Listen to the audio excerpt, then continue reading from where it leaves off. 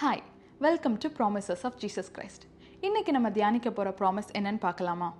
ஆதியாகமம் 12ஆம் அதிகாரம் 2-3 வசனங்கள். நான் உன்னை பெரிய ஜாதியாக்கி உன்னை ஆசீர்வதித்து உன் பேரை பெருமைப்படுத்துவேன். நீ ஆசீர்வாதமாயிருப்பாய். உன்னை ஆசீர்வதிக்கிறவர்களை ஆசீர்வதிப்பேன், உன்னை சபிக்கிறவனை சபிப்பேன். பூமியில் உள்ள வம்சங்கள் எல்லாம் உனக்குள் ஆசீர்வதிக்கப்படும் என்றார். இதுதான் நம்ம இன்னைக்கு தியானிக்க போகிற ப்ராமிஸ் வேர்ட். இவ்வளோ ஒரு பிளஸ்ஸடான ப்ராமிஸ் இல்லையா? யாருக்கு கொடுக்கப்பட்டுச்சுன்னு தெரியுமா? ஆபிரகாம் என்கிற ஆபிரகாமுக்கு கொடுக்கப்பட்ட ப்ராமிஸ் இது. இந்த ப்ராமிஸை கொடுக்கும்போது ஆபிரகாம் என்ன சிச்சுவேஷனில் இருந்தாங்க, என்ன கட்டளை கொடுத்து ஏசப்பா இந்த ப்ராமிஸை கொடுத்தாங்கன்னு சொல்லிட்டு நம்ம பார்க்கலாமா? ஆதியாகமம் 12ஆம் அதிகாரம் 1ஆம் வசனத்தை வாசிச்சோன்னா, கர்த்தர் ஆபிரகாமை நோக்கி, நீ உன் தேசத்தையும் உன் இனத்தையும் உன் தகப்பனுடைய வீட்டையும் விட்டு புறப்பட்டு நான் உனக்கு காண்பிக்கும் தேசத்துக்கு போ. இதுதான் கர்த்தர் ஆபிரகாமுக்கு கொடுத்த கட்டளை. இந்த கட்டளையை நீ பண்ணுனா நான் உன்னை இப்படி ஆசீர்வதிப்பேன் அப்படின்னு சொல்லி கொடுக்கப்பட்ட அந்த 2 வசனங்கள் தான் 2-3 வசனங்கள். அந்த காலத்தில் நமக்கு இப்போ என்னென்னா, நம்ம இப்போ நம்மளோட சிச்சுவேஷன், இப்போ நம்ம இருக்கிற காலகட்டத்தில் படிப்பு முடிஞ்சோன்னா கிட்டத்தட்ட நிறைய பேர் ஒரு ஸ்கூல் முடிஞ்சோன்னா படிக்கிறதுக்காக வீட்டை விட்டு வெளியே போகிறோம்.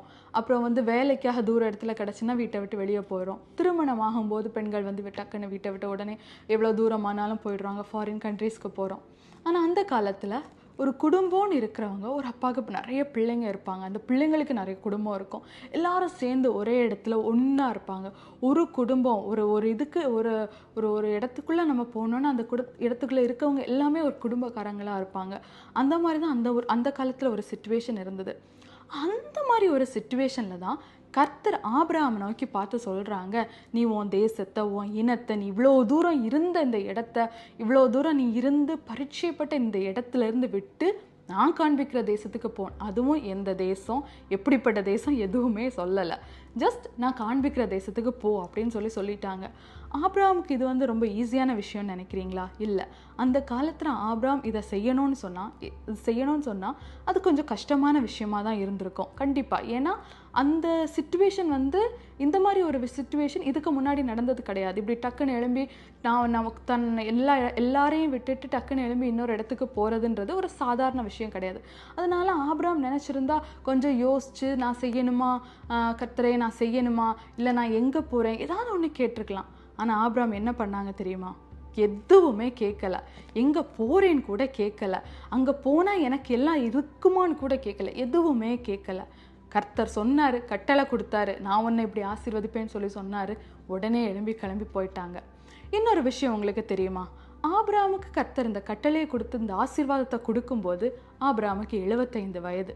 அண்ட் அவருக்கு அந்த டைம் குழந்தை கிடையாது. ஸோ ஆபிரகாமோட தன்னுடைய மனைவி அண்ட் அவங்களோட சகோதரனுடைய மகனான லோத்துவை கூட்டிகிட்டு கிளம்பும்போது ஆபிரகாமுக்கு 75 வயது.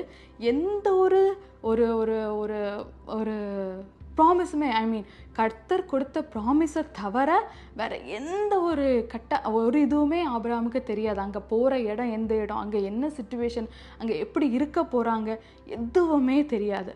ஆனால் ஆபிரகாம் கர்த்தர் கட்டளை கொடுத்தாருன்ற ஒரே ஒரு ரீசனுக்காக என்ன பண்ணாங்கன்னா, உடனே கிளம்பி கர்த்தர் காட்டின தேசத்துக்கு போயிட்டாங்க. எதனால நினைக்கிறீங்க? ஆபிரகாமுக்கு கர்த்தர் மேலே இருந்த விசுவாசம். அப்படி ஒரு விசுவாசம். கர்த்தர் சொல்லிட்டாரு, என்ன பெரிய ஜாதியாக்குவேன். அவருக்கு 75 வயதாகும் போது கூட அவருக்கு குழந்தை இல்லைன்றது அவருக்கு ஒரு இது தெரியலை. ஆனால் என்ன பெரிய ஜாதியாக்குவேன்னு சொல்லிட்டாங்க. கர்த்தர் கட்டளை கொடுத்துட்டாங்க, என்ன ஆசீர்வதிப்பேன்னு சொல்லி கர்த்தர் சொல்லிட்டாங்க. அதனால கிளம்புறேன் அப்படின்னு சொல்லிட்டு ஆபிரகாம் தன்னுடைய மனைவி அண்ட் லோத்தை கூட்டிட்டு உடனே கிளம்பிட்டாங்க. எவ்வளோ பெரிய ஒரு விசுவாசம் பார்த்தீங்களா? சும்மா இல்லை நம்ம ஆபிரகாம விசுவாசிகளின் தகப்பன்னு சொல்றது.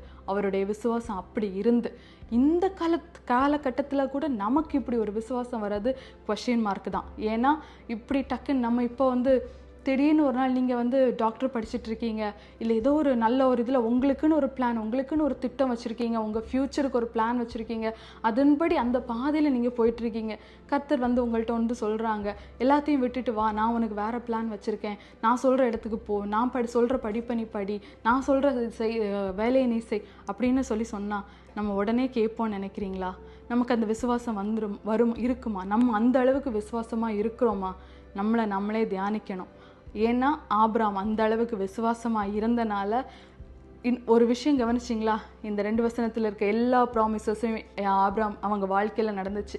இன்னைக்கு இந்த காலத்துலேயும் ஆபிரகாம்னு சொன்னால் அந்த பேருக்கு இருக்கிற பெருமை எல்லாரும் நம்மளுடைய முன்னோர்கள், என்னுடைய தேவன் ஆபிரகாமின் தேவனும் யாக்கோபின் தேவனும் ஈசாக்கின் தேவனும் அப்படி சொல்கிற அளவுக்கு ஆபிரகாமோட பேர் அந்த அளவுக்கு பெருமைப்பட்டு இருக்கு.